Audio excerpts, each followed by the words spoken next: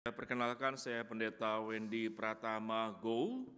Saya gembala di GKI Jatinegara. Saya bersyukur dalam pertukaran sinode wilayah untuk boleh berbagi kebenaran firman Allah. Tema yang kita pelajari hari ini dalam bahasa Inggris disebut dengan For You Are With Me atau Karena Kamu Bersamaku. Jemaat yang terkasih di dalam nama Tuhan, menyelami kebenaran firman Allah ini memang sedikit sulit karena di antara kita saya mempercayai apakah ada gembala domba di sini. Kalau ada, saudara boleh angkat tangan. Ada gembala domba? Enggak ada ya, betul ya, enggak ada ya. Tapi ada gembala, yaitu para pendeta. Tapi para pendeta pun tidak ada yang pelihara domba, saya rasa. Di sini pendeta ada 5 ya. Ada yang pelihara domba, Pak? Enggak ada ya. Tapi memelihara jemaat, dan saudara adalah jemaat-jemaatnya. Apa bedanya saudara yang kita pelajari hari ini? Yaitu domba yang ada di dalam Yohanes 10 dengan domba-domba yang ada di gereja pada umumnya. Menarik, di dalam catatan Yohanes 10 kita bertemu dengan karakteristik domba. Yaitu dombanya itu adalah di sini dalam Yohanes 10 adalah domba yang taat. Domba yang setia, domba yang mendengarkan suara gembalanya baru mengikutinya. Tetapi suara asing dia tidak mau mendengarkannya dan dia tidak mau mengikutinya. Itu bagian pelajaran pertama yang kita pelajari, yaitu domba yang mendengar suaranya. Saudara, cukup menarik, apakah domba itu punya pemahaman seperti manusia? Tatkala orang tua berbicara dengan anak, saudara-saudara, saya mempercayai bahwa manusia punya kemampuan menangkap pesan di dalam berkomunikasi dengan orang yang lebih atas itu jauh lebih sempurna dan jauh lebih baik. Saudara, bahasa manusia itu bahasa yang sangat luar biasa. Dan setiap orang, saudara, setiap negara punya kemampuan berbahasa yang berbeda-beda. Dan bahasa Indonesia termasuk adalah bahasa yang termudah di dunia. Kita bisa menyampaikan bahasa. Jadi artinya saudara, di dalam berkomunikasi manusia ini pada prinsipnya tidak pernah ada hambatan. Kalau saya mengatakan kursi silakan duduk, saudara ya akan duduk di kursi. Lalu ada penjelasan lain, duduk di mana, duduk di bawah, duduk bersilah ya atau berlutut. Kalimatnya jelas sekali. Tetapi kalau domba, saudara-saudara, saya mempercayai mengalami kesulitan di dalam berbahasa. Karena domba, bicara dengan domba, ngomong apapun selalu huruf depannya M. Betul nggak ibu bapak sekalian? Ada yang tahu huruf depannya M? Kalau ada yang tahu, saya sebut 1, 2, 3 bunyi semua ya. Siap ya? Sudah tahu kan? Jadi domba, saudara, kalau ngomong pari pasti huruf depannya M. Dia nggak ada yang namanya huruf yang lain lagi. Oke ya? Siap ya? 1, 2, 3 bunyi? Wah.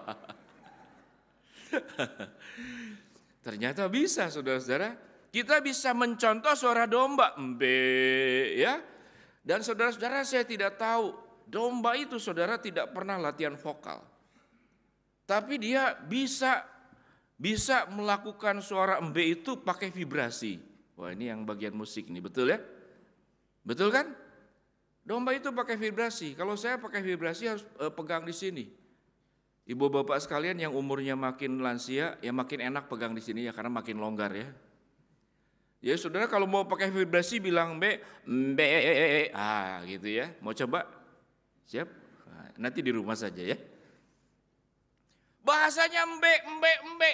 Tetapi domba yang pada bagian Yohanes 10 ini, dia mengenal suara gembalanya. Saya tidak tahu gembalanya bicaranya bagaimana.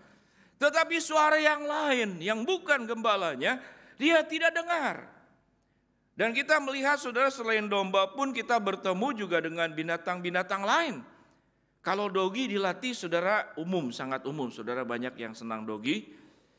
Keluarga saya juga semuanya senang dogi. Anak saya ada 3, mantu saya ada 2, ya, istri saya 1. Semuanya senang dogi, saya sendiri yang tidak senang dogi. Waktu saya sebagai kepala keluarga, jangan ada dogi di rumah, saya kalah suara. Karena kalau voting saya cuma sendiri. Ada juga burung yang bisa dilatih, ada juga lumba-lumba yang bisa dilatih. Tetapi saudara, kita melihat di sini apa yang kita pelajari, yaitu manusia yang punya kemampuan mendengar suara gembala. Baik suara gembala di gereja saudara, yaitu di sini. Kita punya 3 pendeta yang masih aktif, 2 emeritus. Saya tadi dapat bocoran demikian. Kita pun juga dapat suara gembala dari kebenaran firman Allah, yaitu Alkitab yang kita baca setiap hari. Apalagi saudara sekarang dengan sangat mudah kita bisa menemukan suara gembala. Yang ada di GKI kan ada tuh suara gembala, pendeta digilir ya, pendeta GKI semua digilir untuk menyampaikan kebenaran firman Allah. Tetapi yang menarik, yang kadang-kadang yang tidak mau dengar suara gembala, yaitu adalah manusia. Manusia punya kemampuan berbahasa luar biasa. Manusia punya kemampuan mengerti kebenaran firman Allah luar biasa. Jadi sewaktu dia tidak dengar suara gembala, waktu manusia itu sesat seperti anak yang hilang, manusia itu salah jalan di dalam semua aspek. Itu bukan karena tidak punya kemampuan mendengar, tetapi justru karena punya kemampuan mendengar yang baik.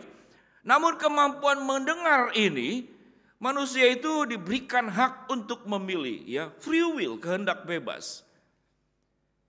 Dan itu adalah sebuah anugerah yang luar biasa dari semua banyak anugerah. Allah memberikan kehendak bebas kepada manusia.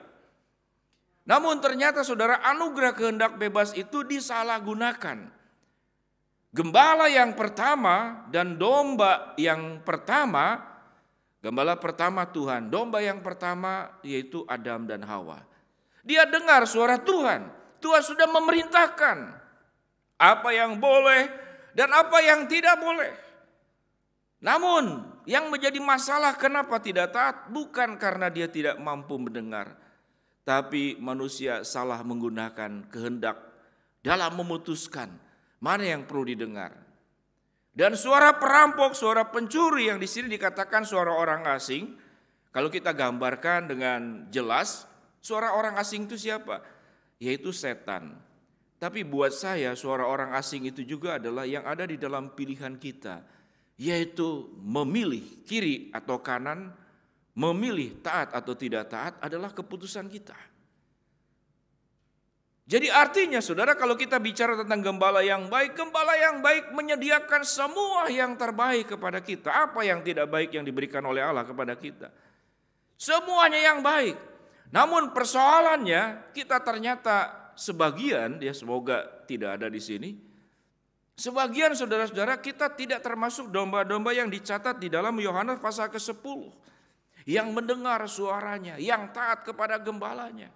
Kalau disuruh masuk kandang, dia masuk kandang. Kalau suruh mengikuti, dia mengikuti. Gembala itu akan berjalan di depan dan domba-domba itu akan mengikuti. Dan domba itu mengikuti gembalanya. Mengikuti. Kalau kemudian domba ada yang tersesat, menurut saya ya perlu ditanya kepada para gembala domba. Jadi kalau ada domba yang tersesat, itu bukan karena pilihannya.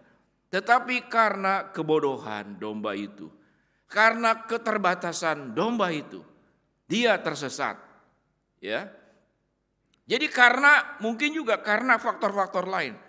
Tapi saya mempercayai domba pada prinsipnya adalah punya ketaatan. Dia akan mengikuti suara daripada gembalanya. Dia akan mengikuti langkah daripada gembalanya. Dia akan taat kepada sang gembala tersebut. Jadi pelajaran yang pertama, bahwa seringkali saudara-saudara tentang domba yang sesat, domba yang nakal, itu lebih digambarkan bukan kepada pihak dombanya, tapi kepada kita semua. Alkitab mengatakan Yohanes 10 ini adalah perumpamaan. Saudara baca di dalam ayat-ayat yang berikut. Ini adalah perumpamaan yang disampaikan Yesus kepada kita. Jadi kalau domba yang sesat ini adalah pada prinsipnya domba di dalam Alkitab di sini secara domba menyeluruh, itu bukan pilihan dia. Tetapi perumpamaan ini domba sesat ini bukan dikaitkan kepada domba yang sesungguhnya, tapi dikaitkan kepada kita lah sebagai domba-domba Allah yang seringkali sesat, yang seringkali menyimpang, yang seringkali memakai kehendak bebas kita, kemampuan untuk memilih taat atau tidak, kemampuan untuk mendengar suara Tuhan. Setelah mendengar kita akan menolak atau kita akan melakukannya. Itulah kita sebagai domba-domba yang sesat. Pilihan-pilihan itulah setelah kita menjadi orang percaya, kita menjadi anak-anak Tuhan, kita kenal kebenaran firman Allah. Bahkan mereka yang belum diterangi oleh kebenaran firman Allah saja, Alkitab mengatakan, yaitu dia diberikan hati nurani. Sekalipun ada orang dari lahir di budaya tertentu, di tempat tertentu belum pernah dengar firman Tuhan. Tapi diberikan hati nurani di dalam dirinya. Untuk menjaga yang namanya minimal moralitas kalau dia tidak mengenal firman. Bukankah saudara-saudara banyak orang yang tidak mengenal Kristus, tidak percaya kepada Kristus, tidak membaca Alkitab, namun moralitasnya jauh lebih baik daripada orang-orang percaya. Mengapa demikian? Karena mereka diberikan wahyu umum oleh Tuhan. Diberikan hati nurani untuk membedakan mana yang baik dan mana yang tidak baik. Mereka diberi kemampuan tersebut. Tetapi kita sebagai anak-anak Tuhan, saudara, ada jemaat yang mau dibaptis, jangan hidup saya masih enggak baik, jangan hidup saya masih enggak baik. Di satu pihak saudara, saya menghargai pilihan tersebut. Tetapi pilihan tersebut dua kemungkinan ya. Satu bentuk pertanggungjawaban atau memang dia belum mau melepaskan kebiasaan-kebiasaan buruk di dalam dirinya. Dia tetap mau sebagai domba yang bisa menjalankan melakukan sesuatu, yaitu di dalam kesesatan, di dalam pilihannya masing-masing.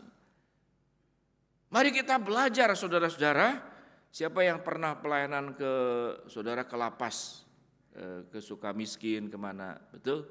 Halo? Ada yang pernah pelayanan ke sana?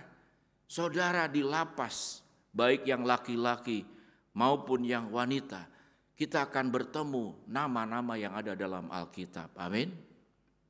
Halo? Ketemu lapas, di lapas itu selalu ada namanya ruang ibadah. Kita bertemu di sana dengan yang namanya Matius. Kita bertemu di sana yang namanya Paulus. Kita bertemu dengan yang namanya Timotius. Kalau ke lapas wanita, kita bertemu dengan yang namanya Maria, Magdalena, Ribka, Esther, Lea, ada semua. Kenapa mereka sudah menjadi anak Tuhan, tapi mereka sesat dalam kehidupan? Apakah karena mereka tidak punya kesanggupan mendengar? Mereka punya kesanggupan. Sebagai makhluk yang punya kemampuan berkomunikasi, berbahasa, yang tertinggi dan terbaik di dalam dunia ini. Tidak ada yang sama seperti manusia. Karena Allah menciptakan manusia dari awal pun, diciptakan menurut gambar dan rupa Allah. Jadi pada prinsipnya siapa domba sesat itu? Yaitu kita. Jangankan jemaat awam, pendeta pun bisa sesat, istri pendeta pun bisa sesat. Amin. Jangan diaminkan ya. Jemaat ini kalau pendeta udah ngomong amin, amin aja ya. Bisa sesat. Seorang jemaat kirim kepada saya sebuah video, Pak Pendeta nih bagaimana istri pendeta katanya. Ya. Tasnya, sepatunya, lalu di Instagramnya, di mana jalan-jalan ke luar negeri. Kemudian jemaat disuruh terus persembahan, Kita bersyukur GKI tidak mengizinkan pendeta pegang uang. Karena kenapa? Karena pendeta pun manusia. Kalau pendeta-pendeta GKI pun punya keleluasan pegang uang, maka para pendeta pun diperhadapkan kepada godaan, yaitu memakai kehendak bebas. Apakah akan taat atau tidak? Demikian juga dengan jemaat sekalian. Bukankah sewaktu jemaat berumah tangga, kita diberikan bimbingan pastoral, khususnya buat anak-anak muda ya. Anak-anak muda karena ini intergenerasi, kita banyak godaan, diberikan pastoran, diberikan bimbingan, semuanya. Kita sudah dengar dari Sang Gembala Agung, suara Gembala Agung kita. Dan Sang Gembala Agung itu akan membawa kepada mana? Kepada rumput yang hijau dan kepada air yang tenang. Itu adalah rancangan daripada Allah, rancangan damai sejahtera dan untuk mendapatkan hari depan yang penuh dengan harapan. Namun di dalam proses itu, apa yang kita pilih? Selama saudara-saudara setiap ada jemaat yang menikah, saya tidak tahu berapa banyak yang diberkati pernikahan, maka janji nikahnya itu janji nikah yang sangat luar biasa. Aku akan setia dalam suka dan duka, lebih atau kurang, kaya atau miskin, sehat maupun sakit selama aku hidup. Tapi lama-lama saudara nikah setahun, 2 tahun, 3 tahun, maka janji nikahnya berubah. Aku akan setia dalam sakit maupun sehat, miskin maupun kaya, selama aku bisa. 10 tahun, 15 tahun pernikahan, lalu janji nikahnya berubah. Aku akan mencintai bla bla bla bla selama aku bisa bisa menerima, selama aku sanggup. Tapi akhirnya lama-lama aku sudah tidak sanggup. Rusaklah rumah tangga. Ya, suami istri masing-masing kemudian tidak dengar suara Tuhan. Yang didengar adalah mulai suaranya sendiri bekerja sama dengan setan, dengan iblis. Perpaduan, persahabatan suara kita itu sesungguhnya harus dengan suara Tuhan. Tapi manusia seringkali melakukan persahabatan dengan hal-hal yang lain, yaitu suara-suara yang lain, suara kegelapan. Sebagai anak-anak muda juga sama. Ada banyak suara dalam kehidupan anak-anak muda, anak-anak remaja. Yang kemudian itu menjadi sebuah proses pembelajaran, kita akan taati atau tidak. Dalam kehidupan bernegara pun sama. Kita berharap ada tokoh-tokoh Kristen yang masuk dalam politik dan GKI, bahkan pendeta emeritus pun diizinkan untuk terjun di dalam politik. Tapi saudara-saudara, sebelum kita masih punya idealisme menjaga yang namanya itu kesalehan dan kesucian hidup. Namun setelah semuanya ada pada diri kita, kita memegangnya. Kita memegang kekuasaan, kita memegang pengaruh, kita memegang finansial, kita memegang jabatan. Maka di sanalah mulai ujian itu timbul. Dan sewaktu kemudian penyalahgunaan itu dilakukan, itu bukan karena kita tidak tahu, bukan karena gembala agung kita firman Tuhan tidak berbicara, bukan karena tidak mengerti. Kita sangat mengerti, kita sangat tahu, kita sangat paham. Namun di dalam kondisi seperti itu, pertarungan antara suara hati kita yang seharusnya diberikan kehendak bebas itu taat sepenuhnya kepada Allah. Namun kita tidak punya ketaatan yang seperti demikian. Kita bukan tidak tahu kesesatan yang terjadi di dalam setiap diri orang percaya, saudara tidak bisa saudara menyalahkan setan. Kalau setan itu kumpul rapat, ya kan, banyak setan itu kepahitan, luka dalam. Wah, ya, kenapa setan kalau saya bayangkan ya, setan rapat begitu kan, bagaimana? Waduh, sekarang rupanya banyak orang yang jatuh dalam dosa rapat setan, jumlahnya melebihi daripada yang kita goda. Yang kita goda sebut saja cuma 50, yang jatuhnya 100. Lalu setan rapat. Kenapa demikian? Karena yang 50 jatuh itu memang kita goda dan dia jatuh. Tapi yang 50 sebelum kita goda dia sudah jatuh duluan. Adakah yang demikian? Karena memang pilihan. Cara mudah saudara untuk menghindarkan dosa dan menghindarkan tanggung jawab adalah menyalahkan setan. Karena setan. Siapa bilang karena setan? Semua dosa itu diawali oleh diri kita sendiri. Pilihan kita. Tanggung jawab kita. Setelah kita menjadi orang percaya, Tuhan mengatakan kita diberikan kesanggupan roh yang ada di dalam diri kita lebih besar kuasanya daripada roh yang ada di lainnya. Gembala yang agung itu memproteksi, melindungi kita secara sempurna. Dari binatang buas, dari musim dingin, gembala itu menyediakan kandang-kandang, menyediakan perlindungan. Kalau di perbukitan di musim dingin pakai batu-batu nggak ada pintunya, gembala itu akan tidur di depan pintu kalau tidak ada pintu. Kalau kemudian di peternakan yang ini dia akan di kandang, diberikan kehangatan. Allah itu adalah Allah yang sempurna. Mazmur 23. Bukankah firman Tuhan berkata, dalam lembah kekelaman sekalipun, ya, aku bersama dengan engkau. Aku akan memimpin engkau ke rumput yang hijau, ke air yang tenang. Gadaku dan tongkatku itulah yang akan menghibur aku. Penyediaannya sempurna, pertolongannya sempurna, penjagaannya luar biasa. Kekuatan kita untuk melawan segala macam dosa. Itu disediakan Allah secara sempurna. Kemudian kita menyalahkan setan. Ada juga kemudian menyalahkan Tuhan. Kenapa kamu berdosa? Karena aku miskin. Kenapa aku berdosa? Ya, karena aku tidak seberuntung orang lain. Ada banyak alasan. Tatkala Tuhan memberikan kemampuan kita berkomunikasi, yang terjadi saudara-saudara, kita bisa mendebat Tuhan. Banyak saudara orang-orang percaya itu yang mendebat Tuhan. Sewaktu kita melakukan sebuah dosa dan kesalahan, kita bisa berikan banyak alasan. Demikian juga orang-orang tua yang punya anak, betul? Kalau anak berbuat salah, dia punya banyak alasan untuk membenarkan kesalahannya. Demikian juga di dalam pengadilan, saudara-saudara, koruptor, pembunuh, segala macam yang kita tahu dengan jelas ya. Sudah membunuh anak buahnya, dia punya banyak alasan, bahkan direkayasa.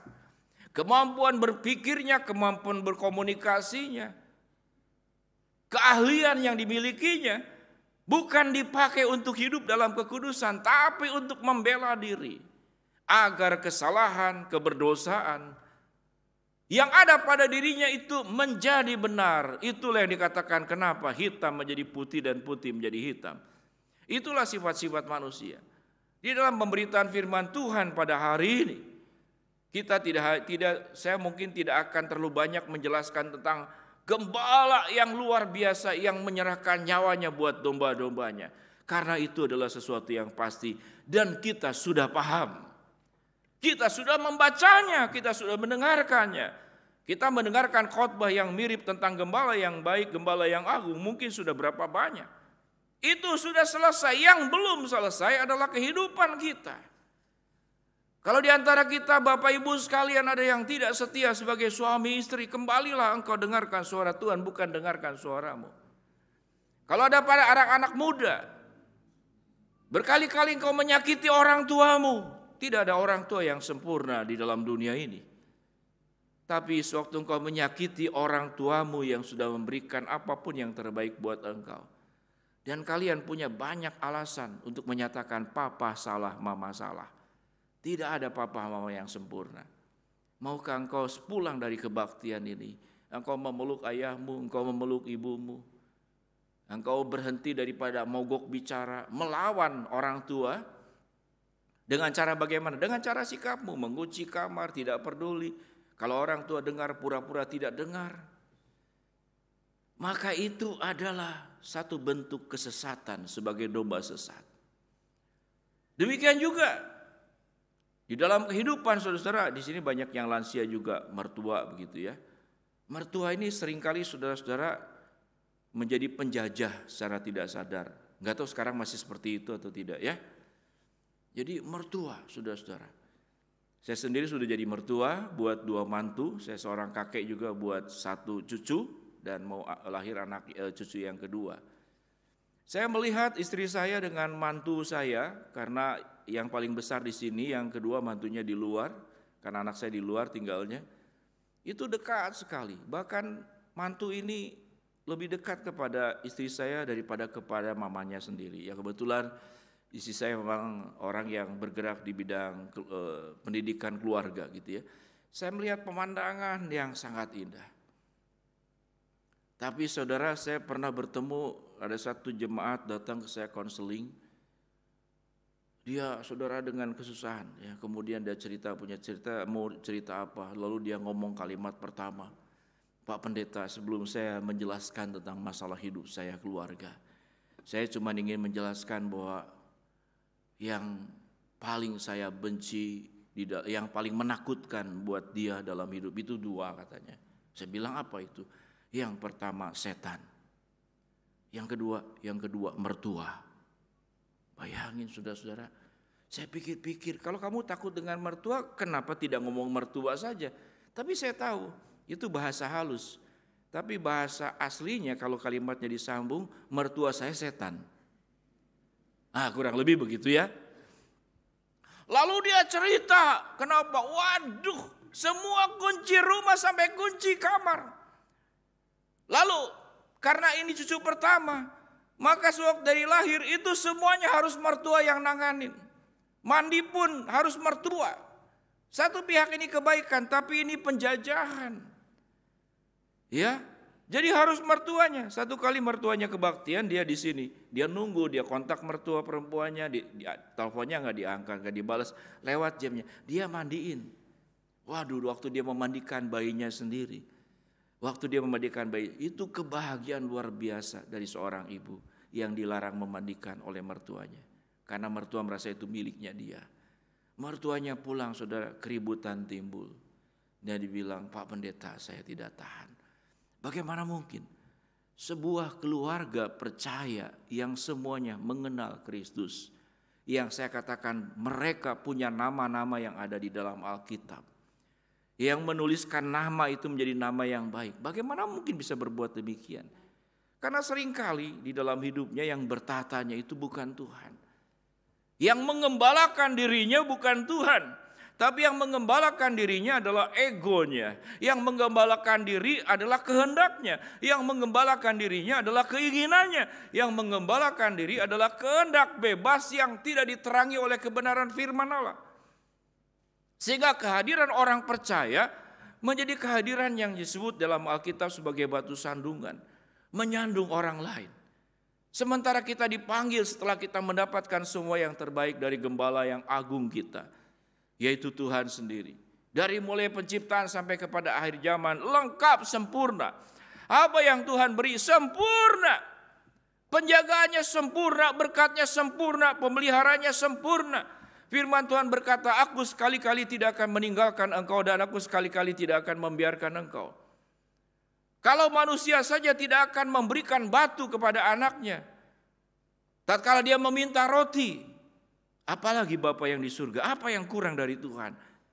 Tetapi persoalan pekerjaan rumahnya bukan ada pada diri Tuhan, yaitu ada pada diri setiap kita masing-masing. Sehingga ibadah ini kalau saudara, saya simpulkan secara sederhana, maukah saudara melakukan sebuah pertobatan? Saudara, pertobatan, ibadah, kebaktian, kebauran rohani yang dilakukan apa kebanyakan? Siapa yang belum percaya angkat tangan. Haleluya, haleluya. Ada pujian dan sorak-sorai di surga tatkala ada satu orang bertobat menerima Yesus. Bukankah itu yang terjadi? Saudara, pertobatan yang jauh lebih sulit sesudah kita menerima Kristus adalah pertobatan yang kita lakukan setiap hari. Pertobatan yang kita lakukan setiap hari. Apakah ada kesesatan-kesesatan sebagai domba yang sudah ditebus oleh Kristus? Oleh anak domba Allah yaitu Kristus sendiri. Apakah ada pada diri kita yang sampai saat sekarang? Berapa banyak orang terluka dalam hidup lingkungan saudara itu yang tersakiti karena sikap-sikap kita. Karena mengapa? Karena kita tahu dengan jelas dengar suara Tuhan, termasuk saat ini. Saya tidak tahu saudara kalau dihitung, suara Tuhan itu yang ada khotbah pada hari ini yang saya sampaikan itu yang keberapa kali?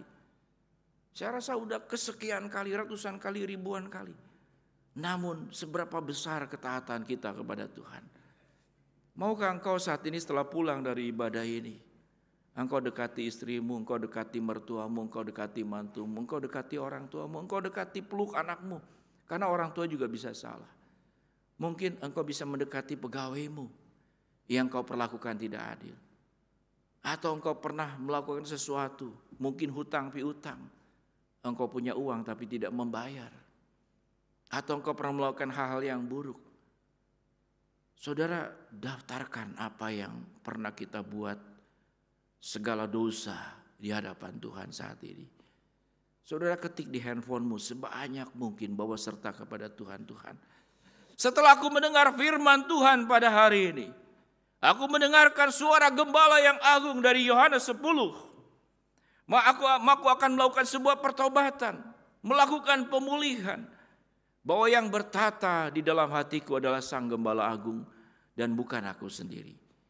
Maka saudara, lakukanlah pertobatan setiap hari.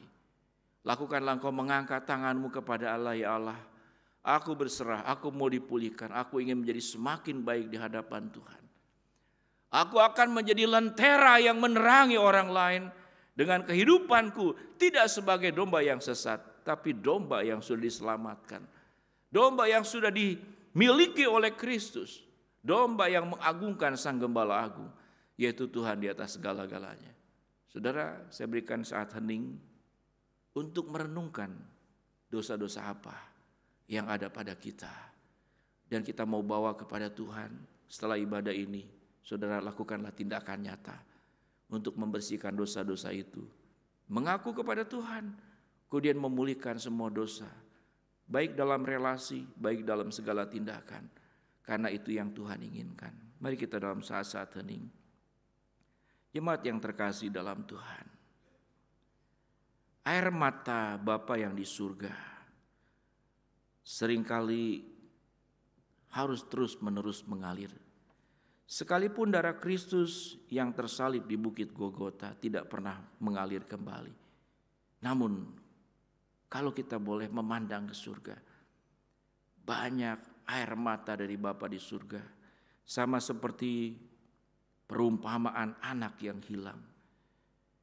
Anaknya tidak pernah pulang-pulang ke rumah. Dia tetap hidup di dalam dosa, meninggalkan Bapa yang menanti, yang setiap hari mencucurkan air mata, agar supaya terjadi sebuah pemulihan pertobatan kepada anak-anaknya. Siapa anak yang hilang? Yaitu kita sendiri. Kita sudah menjadi hubungan jelas, itu Bapa kita. Namun kita meninggalkan rumah. Kita tidak mendengarkan suara Bapa kita. Kita lebih mendengarkan suara hati kita sendiri. Sekalipun sudah dipulihkan, sekalipun sudah dimiliki oleh Kristus, kita tetap berselingkuh dengan keberdosaan. Kita tetap berkompromi dengan perbuatan-perbuatan yang pada akhirnya merusak diri sendiri, melukai orang lain, dan merusak kehidupan orang lain, merusak juga kehidupan diri sendiri.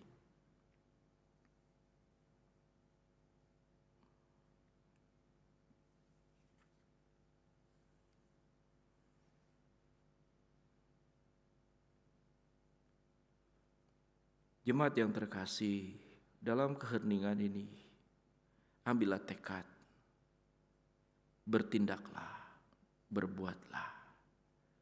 Semua yang baik yang Tuhan sediakan kepada kita. Berapa lama lagi kita memberikan balasan untuk semua kebaikan Tuhan, kita membalasnya dengan keburukan. Kita membalas kesetiaan Tuhan dengan ketidaksetiaan kita. Kita membalas kasih setia berkat pemeliharaan Tuhan dengan berjalan serong kiri dan kanan. Ambillah keputusan dalam suasana hening ini. Tuhan, aku mau memilihkan hubunganku dengan Tuhan. Aku mau memilihkan hubunganku dengan keluargaku. Aku mau memulihkan hubunganku agar kehidupanku sungguh hanya mendengarkan Sang Gembala Agung yang kami dengarkan, dan kami tidak pernah akan mendengarkan suara-suara yang lain.